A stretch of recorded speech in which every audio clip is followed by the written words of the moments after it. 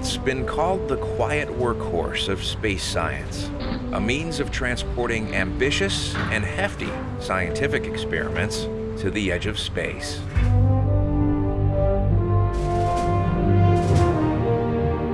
We're going to start inflation at this time. Everybody got earplugs that wants them?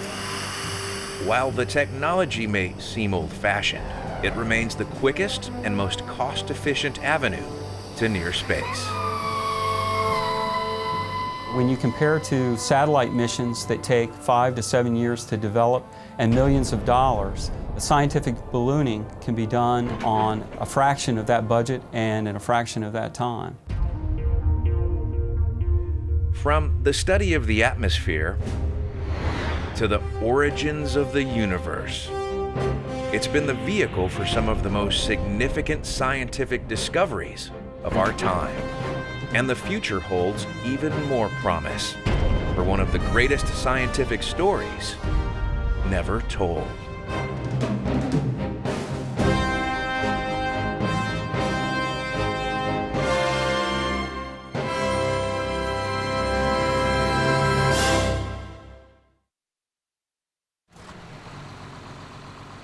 No one launches more scientific balloons from more places around the world than NASA's Columbia Scientific Balloon Facility, based in Palestine, Texas. The strength of the program is that we can fly very heavy payloads, up to 8,000 pounds, and very large payloads. We can put those experiments into near space above 99.5% of the Earth's atmosphere. The scientific balloons they use are made of an incredibly thin polyethylene film, only 0.02 centimeters thick, the thickness of an ordinary sandwich bag. They can fly that 8,000-pound payload, the weight of 3 small cars, nearly 23 miles high to an invisible ceiling where the atmosphere ends and space begins, and can stay there riding upper atmospheric winds for up to 6 weeks. Due to the natural difference in density between the helium gas used to fill the balloons and the air, as these zero-pressure balloons ascend in the atmosphere, they expand to volumes of up to 40 million cubic feet, nearly the size of a stadium like the Louisiana Superdome. But to launch those into space would take a very expensive launch vehicle. I mean, really, literally on $100 million for the launch. And whether we do these for, certainly 1/100th of that or less. And we can have greater access to space, more frequent flights of science, and in the end, the scientist gets their payload back. From New Mexico to Arctic Sweden and Australia to the coldest and driest continent, Antarctica, the Columbia Scientific Balloon Facility launches 15 to 20 balloons a year over 4 to 5 campaigns. All right, guys, we're ready. Locations are typically dictated by science or longer data gathering air time. Any science that can be done above about 99.5% of the Earth's atmosphere, either looking up or looking down, can be done on balloons.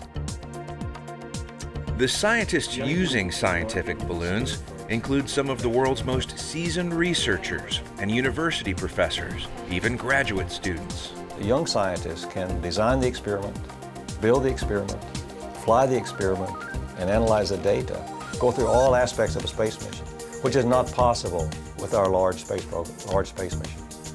And ballooning is a vehicle for world-class science. In the mid-1980s, an ozone hole was discovered over the Antarctic continent.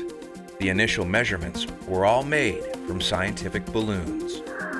Another high-profile balloon-borne experiment called Boomerang in 1998 showed the geometry of the universe is basically flat and continually expanding, a finding consistent with the Big Bang Theory.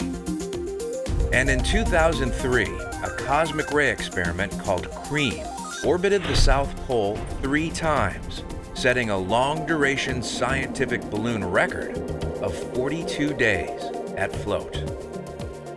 15 years ago, this capability would have been unheard of, and we got quite a bit of attention in the science community from people who are interested in these extended duration flights.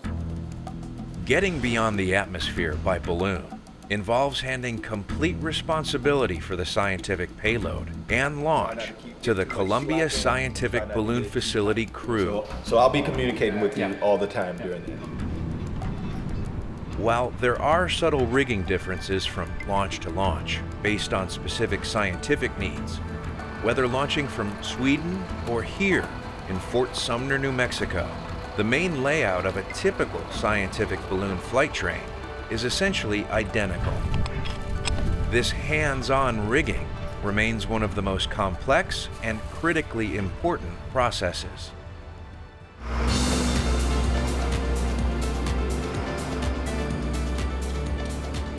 We'll set a show time, we'll come out, we'll hang the gondola, then we'll go out to the launch pad.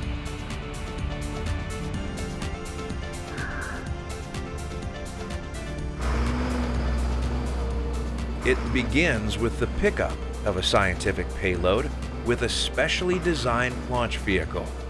And attached to the payload will be suspension cables that will go upward to what we call a truck plate.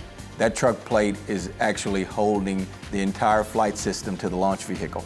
From that truck plate, there will be a suspension ladder that will go over the launch vehicle, and that will connect down to the parachute separator unit.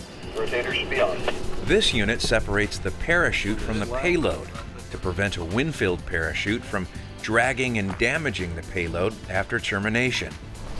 The nylon parachutes range in size from 46 feet to 159 feet in diameter for the largest payloads. And then we'll have the terminate fitting, which is the link between the parachute and the balloon. That terminate fitting will have an explosive device on it that we'll initiate to bring the balloon down at the conclusion of the flight. And then connected to the terminate fitting will be the balloon itself. And on top of the balloon will be helium valves that will open at the end of the flight as a secondary measure to terminate the balloon.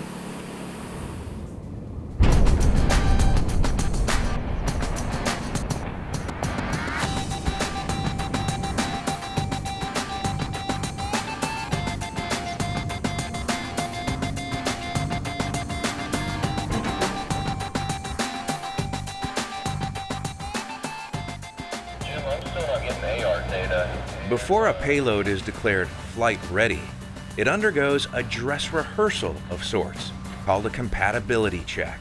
The line of sight data isn't coming in yet either. That's an exercise where the payload is taken out and typically hung from the launch vehicle, and the instrument is fired up in its entirety. All of the functions are tested, and when the scientist determines that CSBF gear is not interfering with what he's trying to do and vice versa, then the payload is declared flight ready. Here, telemetry, the ability to send and receive data and control functions to and from the payload, is tested and confirmed. There's two types of telemetry. One is used on relatively short flights that might last anywhere between 6 and 48 hours. That's called line of sight telemetry. Line of sight typically gives the scientists the first initial couple hours of float data that they can thereby look at and see how their instrument's performing. For longer duration, over-the-horizon flights, satellite-based telemetry is used. Of the two, line-of-sight bandwidth is considerably greater. We can actually go up to about 1 megabit per second and have multiple 1 megabit streams coming down from the payload. Enough bandwidth to allow scientists to completely reprogram a payload, in extreme cases, during the first hours of flight. Just put one up at 1,000. That way we kind of get an idea of what the wind speed is and what kind of direction that we're looking at. The Columbia Scientific Balloon Facility crew uses small tethered pilot balloons to gauge local winds. Surface winds for a launch cannot exceed 6 to 7 miles per hour in the first 200 vertical feet. From 200 to 1,000 feet, the height of a balloon when released, winds must be less than 12 miles an hour.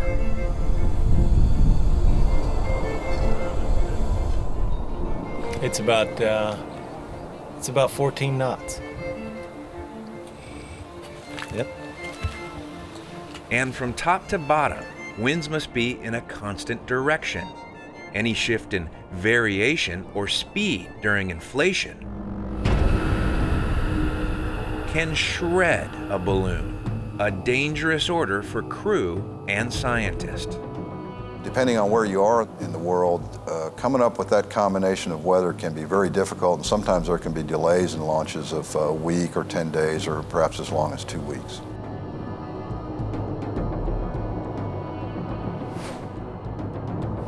So that east direction is probably our best bet? Yeah, 68 degrees, 70 at the top of the balloon, still 70 degrees. And this is for what time? That's 18Z, 8 p.m. Despite an optimistic weather forecast, this launch day initially looked like a no-go. Well, we're just waiting now for this cloud mass to go away. And when it goes away from us enough, we should be able to establish a solid direction. Look, we got good low-level wind conditions, 3-4 knots, great. So now if we can just get some of this precip to be out, we can launch. I think we might do it today.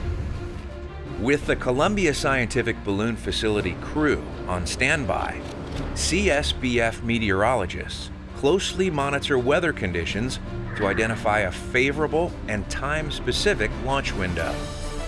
All right, guys, we're ready.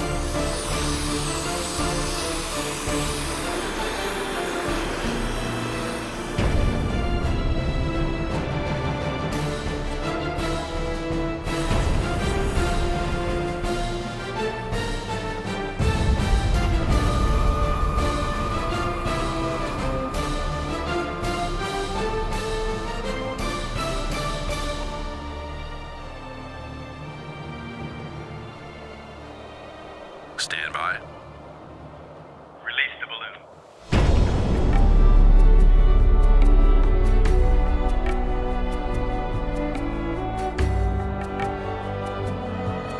That zone is really just all instinct after that. Once the balloon comes out of the spool, you're just operating on instinct, at least I am.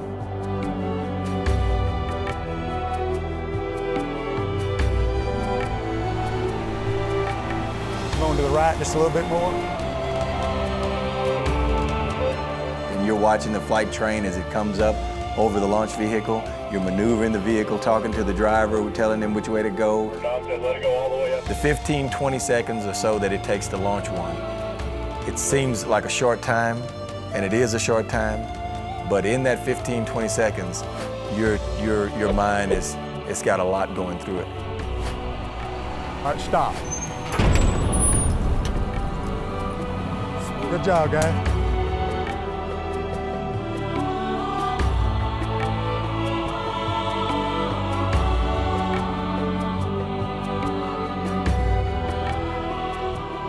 No, I don't ever get tired of participating or watching a launch. It is quite unique, and it's an experience that we just really, really cherish a lot.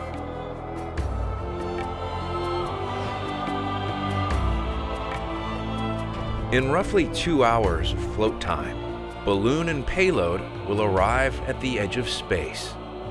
Riding westerly upper atmospheric winds, this sub-millimeter telescope called BLAST will gather precious data for a full week before being returned to Earth.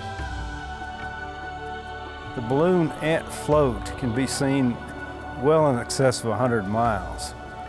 We've had reports from airline pilots that they could see our balloon and were trying to report near misses to the FAA when the balloon is 125, 145 miles away.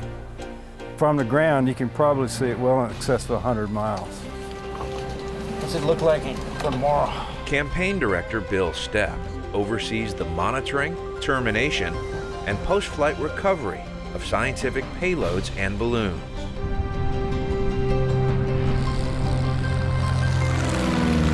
We have a requirement to keep a chase aircraft essentially within 1 hour of flying time from the balloon at any time. What we have is... While Stepp and his team monitor the westward tracking balloon in real time with sophisticated software. The safe distance standoff distances are 5 miles in radius around the projected landing point of the payload, and we make sure that there are no populated areas within that area. A set of statistics is run that tells us what the probabilities are of actually injuring someone on the ground. And those numbers, the probabilities have to be extremely low, like on the order of 1 in a million, before we're allowed to bring one of these systems down. At the predetermined conclusion of the flight, the aircrew is called in for termination.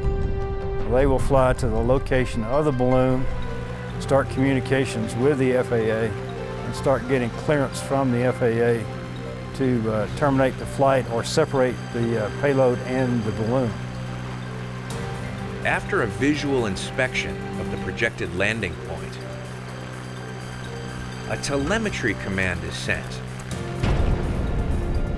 firing an explosive squib that separates parachute and balloon at 120,000 feet in the air. This separation also creates a tear in the balloon, releasing the gas. The payload descends on the parachute over a period typically of about 50 minutes. The aircraft will stay in station right around the payload and monitor the descent of the balloon and the descent of the payload.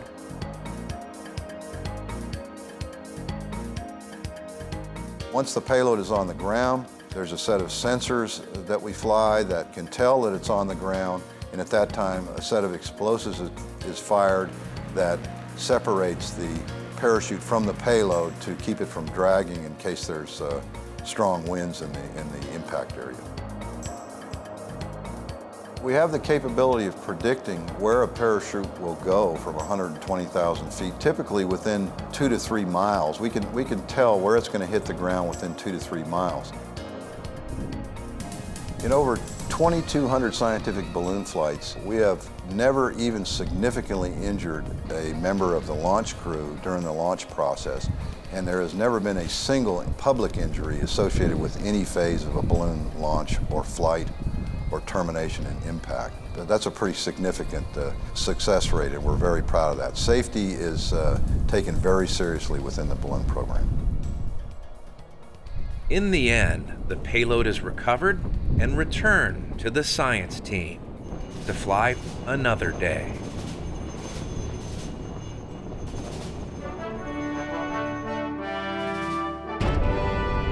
Scientific ballooning, the best kept secret in space science. We're not blasting into the air with beating the air to death with propellers or screaming through the air with rocket engines or jet engines. Nothing could be more elegant or simple. It's a continuity. I don't think lighter than air travel will ever be obsolete just because it is so perfectly elegant in its application. In this age of the space shuttle, the International Space Station, and rocketry, scientific ballooning is still relevant and plays an important role in science because it provides for lifting very heavy payloads to very high altitudes and for a fraction of the cost of flying on the space shuttle or the International Space Station, do world-class science. It's a quiet little engine that always has. And we've been going along providing very economical platforms for scientists since the late 40s. And I really believe that it's the little engine that always will, too. Good job, guys.